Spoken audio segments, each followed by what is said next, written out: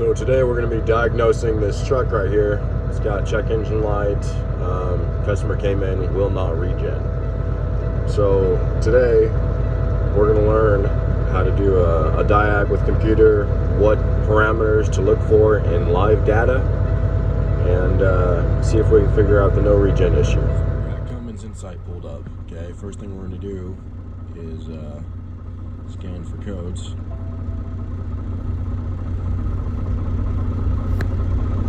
Go over here to fault codes. Okay, let's see what we have going on. Bring the screen up a little bit. We got active code 4151 and 3714. Engine protection D rate, and that's due to the after treatment diesel particulate filter temperature sensor module abnormal update rate. So what we're going to do is we're going to shut the engine off. Okay. Turning the key back on to position 1. We're going to come over here. We're going to right click. Okay. Reset all faults.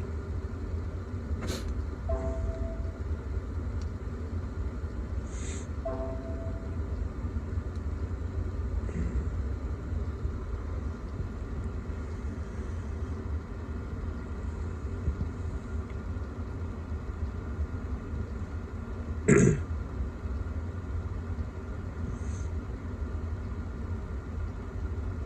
might take a second for this one, so we'll skip ahead. Now we're going to click OK. Back over here to fault codes.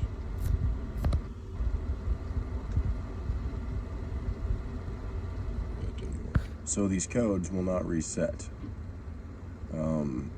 So what we're looking at is the DPF temperature sensor module abnormal update rate. Okay, so we have our outlet temperature, which is 482. Doesn't really seem to be fluctuating at all. And keep in mind the truck is not running either, so this temperature should be falling. And then the same thing with the DPF intake temperature is 482. They're exactly the same number, and neither of them are falling off. So just seeing that alone, one of the first things you should think about is you may have a defective module itself, and these may be the default parameters. I can look them up really quick and see if that's what they go into when the module fails. It's basically a fail-safe, so you can still drive the vehicle even if the readings are not accurate.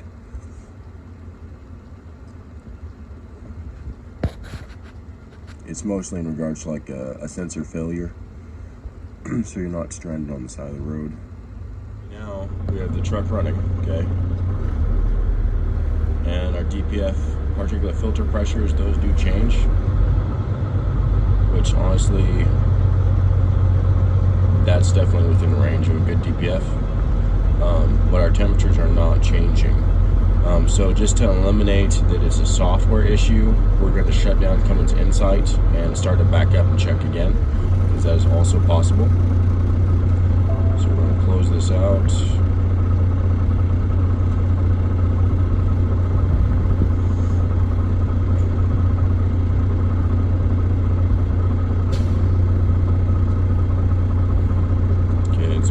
Up. Go to connect to ECM.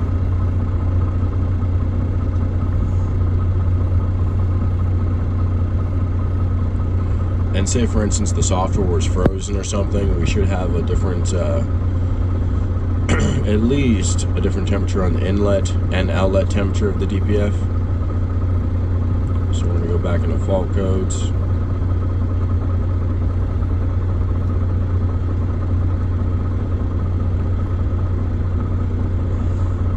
As soon as the computer's done, there we go. Just cancel. We don't need to do that right now. Okay, same codes are still in it.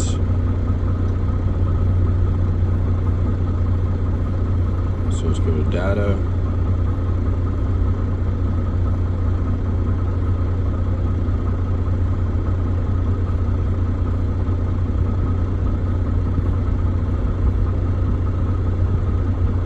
parameter set, you're going to want to do, we'll go into after treatment particulate filter stationary regen.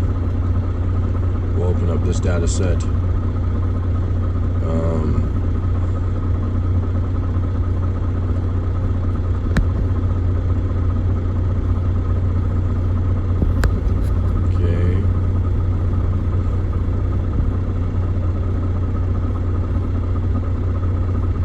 Still at 482, and those are not changing at all.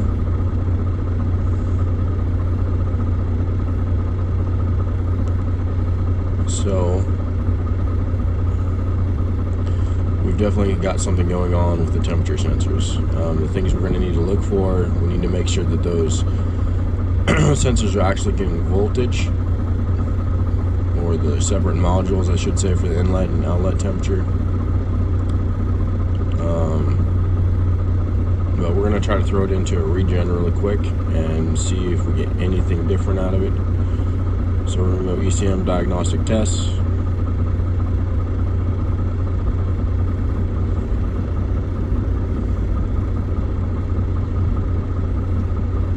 After treatment DPF filter regeneration.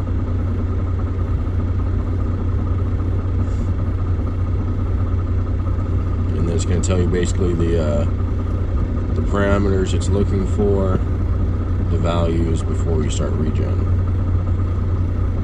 ECM has detected a fault condition, please check active faults. So because of those current faults, we can't even throw it into a regen, which was expected, but we figured we'd try anyways. So the things that are causing it not to regen is you have the intake temperature of the DPF and the outlet temperature. They're both the exact same, not fluctuating.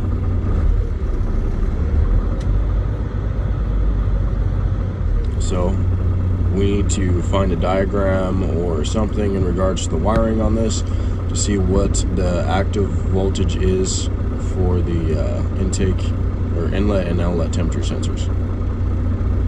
I'm sure they're just coming off the module, and the module does seem to be responsive just in the fact you have the differential pressure is working correctly in live data. So we're going to tear apart the box, okay, and we're going to find the temperature sensors for the DPF filter. The lower filter down here is the DPF, not the one that we unplugged earlier up there. We had different codes for that, so ooh, that came unplugged really easily. Kind of wondering how this is going to turn out. Okay, the pins look okay. The harness is on the little burnt side.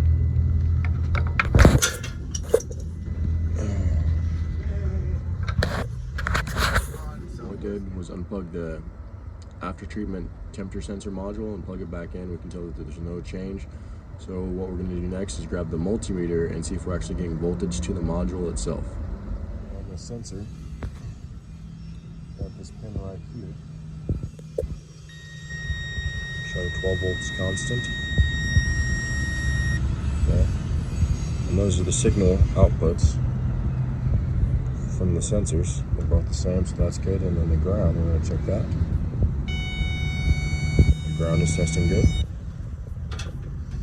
So let me monitor this one more time, because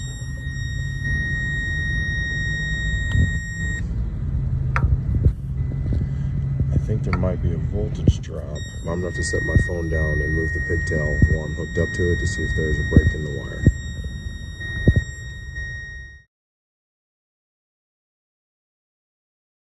So it looks like we have a bad connection here. So this has got a small harness that separates the differential pressure sensor to the temperature sensor. So we're going to unplug this pigtail right here and see what we get for voltages. And it's easy to tell. You got the top half of this pigtail is for the temperature sensor, and the lower half is all the power and everything to the differential pressure. So we're going to unplug this right here. Squeeze these two tabs in.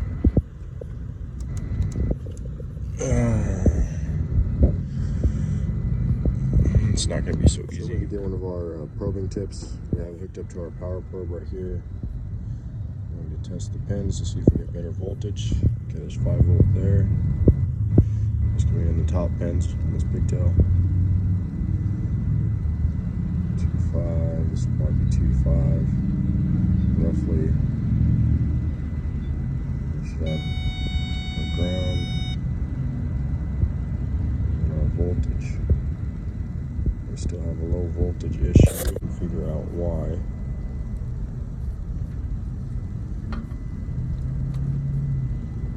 Okay, voltage went up.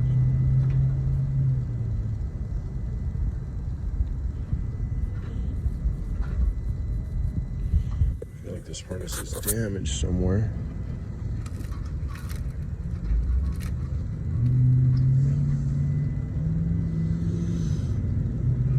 Probably down there where it got hot.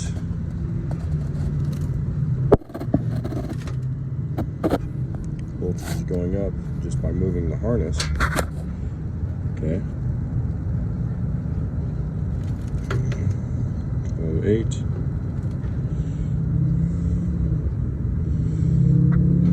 Diagram, you can clearly see it goes from key switch ignition, 15 amp fuse, to the 8-pin connector, to the after treatment diesel particulate filter temperature sensor module. So we need to locate this 15 amp fuse and see if it's broken or we have high resistance there. We'll check the voltage there because the voltage is dropping down here at the module at both connectors, at the 6-pin and the 14-pin.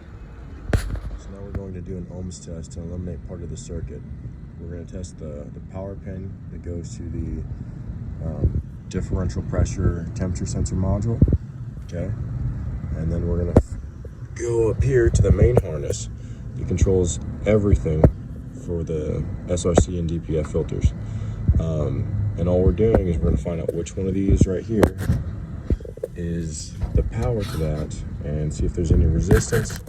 And then after we do that, we're going to test this pigtail right here and see which one of those pins, if the pin that supplies the voltage to the differential pressure sensor module is good or not.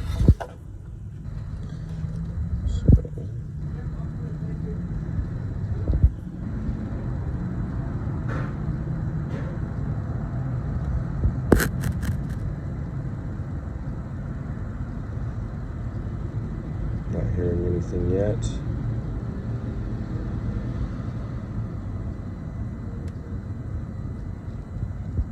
Still nothing. Nothing.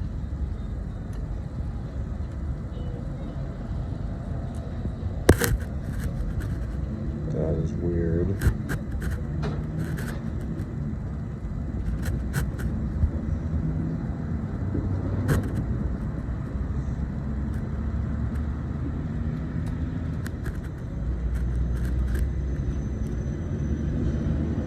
Pretty sure I've touched every pin in here.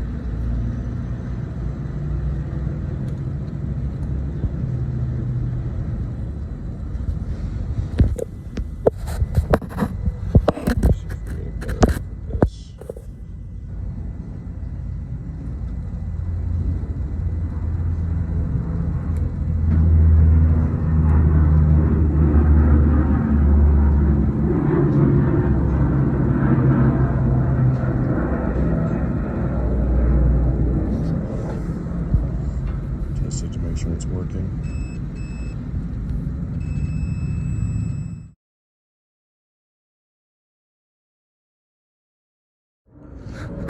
So what I ended up doing is I found that there's one pin that supplies voltage to all the modules on the DPF system. Okay, well, we're only getting 3 to 4 volts right here with this plugged in, powering this module right here.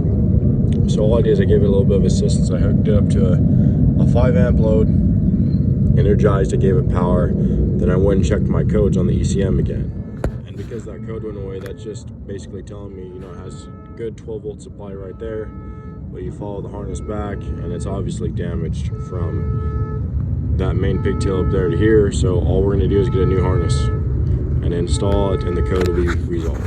Here we got the new harness installed. There are no longer any active codes. The old harness was damaged down there where that hose clamp is broken. I took a picture of that. You'll see it in the video. It basically just burned the wires up, caused a high resistance issue, and it was probably shorting out to other wires. Anyways, with the new harness on, there are no more codes, no more active codes. We're clearing the old codes. We're going to start the truck back up, and everything checks out good. We're going to throw it all back together, and that'll be it for that repair.